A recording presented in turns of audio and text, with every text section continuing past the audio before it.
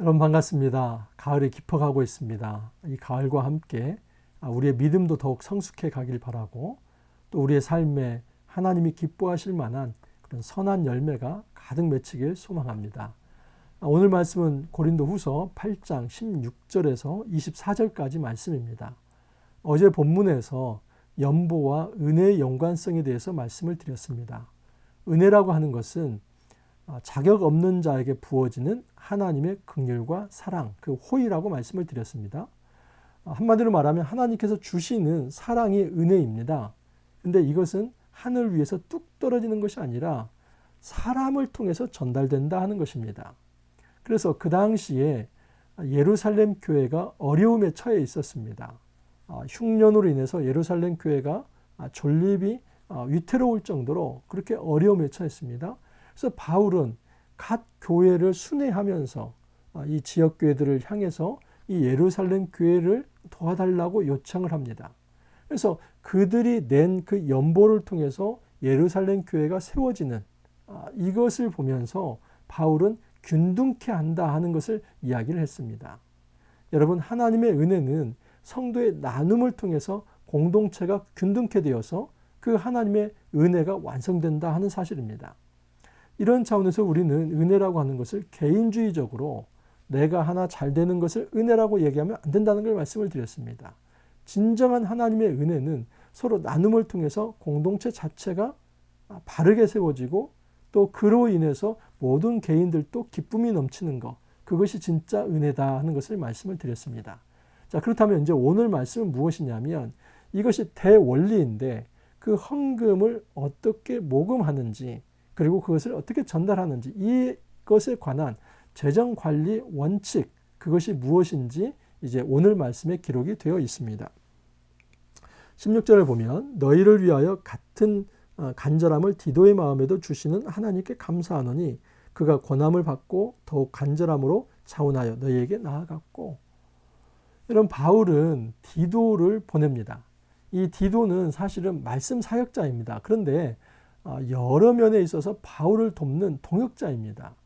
어떤 때는 고린도 교회에 파송이 되어서 이 바울의 편지를 전달하고 또 그 고린도 교회 사정을 듣고 와서 바울에게 보고하게 하는 그런 어떤 이제 그 대사 또 메신저 사자로서 역할을 감당했습니다. 근데 그뿐만 아니라 이 재정에 있어서도 이 디도가 아주 중요한 일들을 감당하도록 바울이 파송을 합니다. 지금 이 상황은 어떤 상황이냐면 고린도 교회가 예루살렘 교회를 위해서 헌금을 하기 시작합니다. 근데 그것을 모아서 전달할 책임자로 디도를 세운 겁니다. 바울은 디도를 강력하게 추천합니다. 23절을 보면 디도로 말하면 나의 동료요 너희를 위한 나의 동역자요 우리 형제들로 말하면 여러 교회의 사자들이요 그리스도의 영광이니라. 그야말로 입에 침이 마르도록 칭찬을 합니다. 나의 동역자다. 그리고 여러 교회의 사자들이요 그리스도의 영광이다. 바울이 할 수 있는 가장 좋은 말로 디도를 칭찬합니다. 그것은 디도 한 사람을 세우는 게 아니라 믿을 만한 사람이다. 그렇게 추천을 한 겁니다. 여기에 저희는 뭐냐면 지금 이 재정에 관한 최종 책임은 내가 지는데 내가 직접 가는 거나 똑같이 디도를 대해달라라고 이야기를 하는 것입니다. 여러분, 행정의 제일 원리는 무엇이냐면 역할을 분담하는 것입니다. 사람을 세우는 것이 굉장히 중요한 행정 원리입니다. 교회를 목회할 때 담임 목사가 가져야 할 중요한 생각 중에 하나는 뭐냐면 주먹구구식으로 자기가 모든 일을 다 하려고 해서는 안 된다는 사실입니다. 규모가 큰 교회든 작은 교회이든 사람을 세워서 그 일을 감당해야만 합니다. 목회자가 말씀에 전무하고 또 그 일을 담당한다면 이런 행정 일을 할 수 있는 사람들을 세우는 것입니다. 오히려 목회자보다도 더 유능한 사람들이 사실은 교회 안에 많습니다. 전문적으로 훈련받은 분들도 많습니다. 그런 분들을 세워서 이 재정이 투명하고 또 정직하고 합리적으로 한 목적성을 가지고 집행이 되도록 유도하는 것이 굉장히 중요하다 하는 것입니다. 또 하나의 원리가 있습니다. 18절을 보면 또 그와 함께 그 형제를 보내었으니 이 사람은 복음으로써 모든 교회에서 칭찬을 받는 자요. 여러분, 디도 외에 한 사람을 더 보내는데 그 사람은 칭찬받는 자다. 그리고 그 사람은 교회로부터 선출된 자다라고 이야기를 합니다. 또 이야기합니다. 22절 보면 또 그들과 함께 우리의 한 형제를 보내었노니, 여기는 지금 18절에 파송한 사람 외에 또 한 사람을 더 보냈다는 겁니다. 그러니까 지금 이 고린도 교회 몇 명이 가는 겁니까?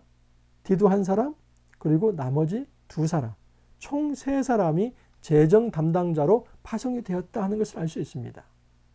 뭐 이렇게 생각할 수 있습니다. 그 당시에 도둑도 많고 또 어떤 그 돈을 운반하는 이런 일에 있어서는 좀 여러 사람이 있으면 힘이 된다 이렇게 생각할 수도 있습니다. 근데 성경은 지금 그런 관점이 아니라 아주 중요한 이유 하나 때문에 이렇게 세 사람을 세웠다라고 얘기를 합니다.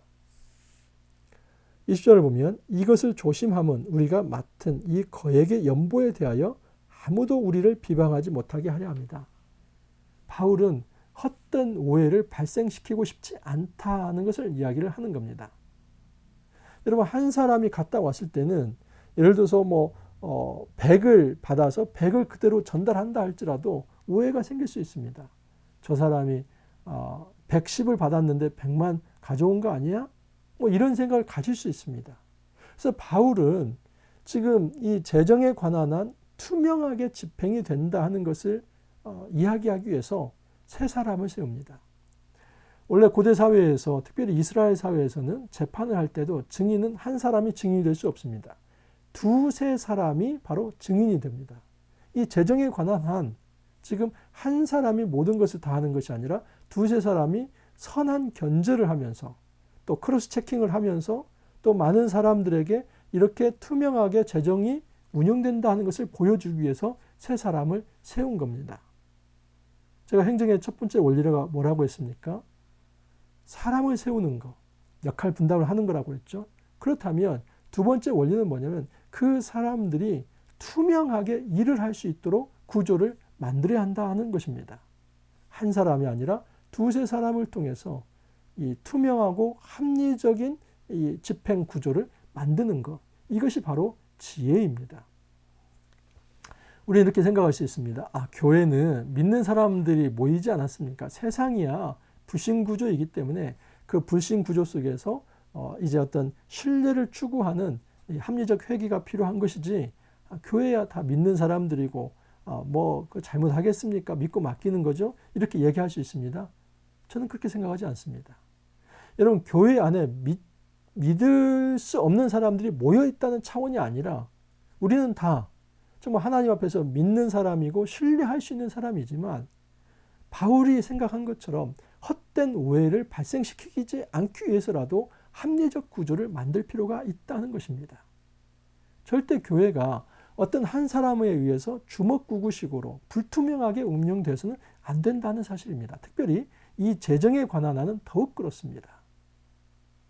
목회자는 말씀을 전하는 일에 전무할 필요가 있고, 또 이 재정에 관한 한 일은 그 일에 탁월한 사람들을 세울 필요가 있습니다. 목회자보다도 훨씬 이 일에 있어서 잘 훈련된 사람들이 교회 안에 많습니다. 전문적으로 훈련된 사람들도 있습니다. 그러면 그 전문성을 활용을 해서 그 사람들이 재정을 관리할 수 있도록 기회를 줘야 한다 하는 사실입니다. 그리고 어떤 한 사람이 아니라 두세 사람을 통해서 크로스 체킹이 될 수 있도록 그 구조를 만들 필요가 있다 하는 사실입니다.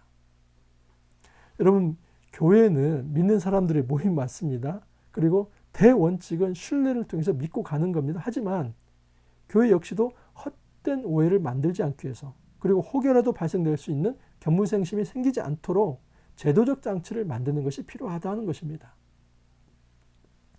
여러분, 목회자도 마찬가지입니다. 목회자에게 있어서 이 성 문제와 돈 문제는 굉장히 중요한 문제입니다.